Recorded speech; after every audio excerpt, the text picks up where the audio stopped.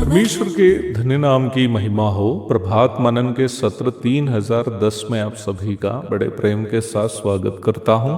आइए आज के मनन के लिए हम पढ़ते हैं प्रकाशित वाक्य अध्याय 14 की 8।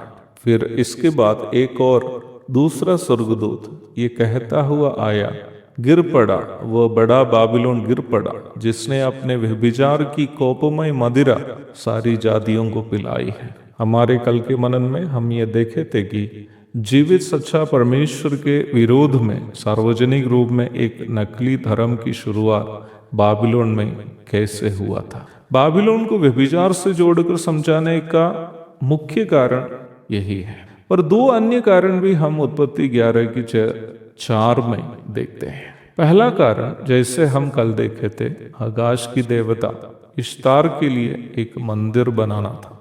दूसरा कारण हम वहां इस प्रकार पढ़ते हैं, इस प्रकार से हम अपना नाम करें। अपना स्वरूप और अपनी समानता में परमेश्वर ने मनुष्य की सृष्टि इसलिए की थी ताकि मनुष्य परमेश्वर की महिमा करे। पर यहाँ गुम्मट बनाने के द्वारा मनुष्य ये चाह रहा था कि सृष्टिकर्ता परमेश्वर का नजरअंदाज करते हुए अपने लिए स्वयं नाम कमाए। परमेश्वर को मनुष्य नाम कमाने में कोई दिक्कत नहीं है, परंतु वो कभी भी परमेश्वर की निंदा करते हुए नहीं होना चाहिए। कोई भी पिता चाहता है कि अपना बेटा अच्छा नाम कमाए, जिससे बाप का भी नाम रोशन हो जाए।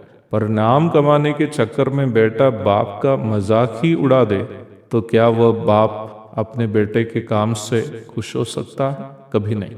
अवश्य याद रखें, परमेश्वर बाबिलोन में उनकी भाषा को इसलिए गड़बड़ नहीं किया था कि वे गुम्मट बना रहे थे, पर इसलिए कि वे उस गुम्मट को आकाश की देवता के लिए बनाकर खुद नाम कमाना चाह रहे थे। परमेश्वर को नजरअंदाज करते हुए दुनिया संसार में नाम और शोहरत कमाने के लिए भगदड़ करने वाला हर व्यक्ति को अपने निम्न कार्यों से पश्चाताप करना चाहिए। अन्यथा यदि एक क्षण परमेश्वर हम पर नाराज हो जाए तो हमारी जिंदगी ही गड़बड़ हो जा सकती है। तीसरी बात हम वहां इस प्रकार पढ़ते हैं, ऐसा ना हो कि हमको सारी पृथ्वी पर फैलना पड़े। आदम और हवा की सृष्टि करने के बाद उनसे परमेश्वर का हुक्म यह था कि फूलों फलों और पृथ्वी में भर जाओ और उसको अपने वश में कर लो, और समुद्र की मछलियों तथा आकाश के पक्षियों और पृथ्वी पर रेंगने वाले सब वस्तुओं पर अधिकार रखो। उत्पत्ति 1:28।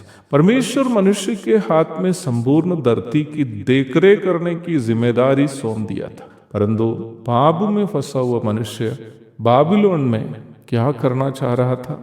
वो नहीं चाह रहा था कि वो काम करे जो परमेश्वर चाहता था कि वो करे।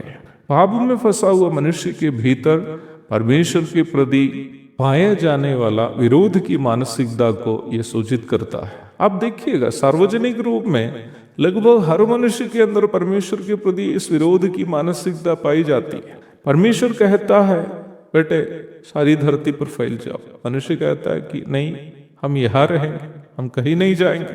परमेश्वर ने कहा, मैं आत्मा हूं, इसलिए मेरे लिए किसी प्रकार की मूर्ति नहीं बनाओ। निर्गमन 20:4, यूहन्ना 4:24। मनुष्य ने मूर्तियों से दुनिया को भर दिया। परमेश्वर ने मनुष्य को धरती की देखरेख करने की जिम्मेदारी सौंपी, परंतु मनुष्य ने क्या किया?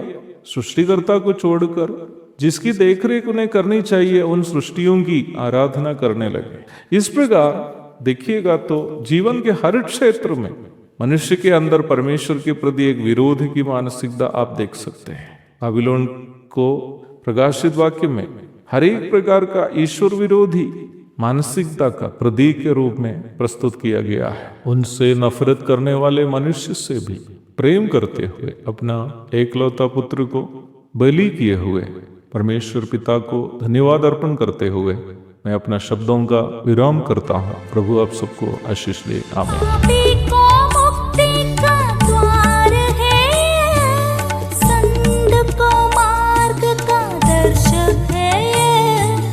विश्वास जो करते हैं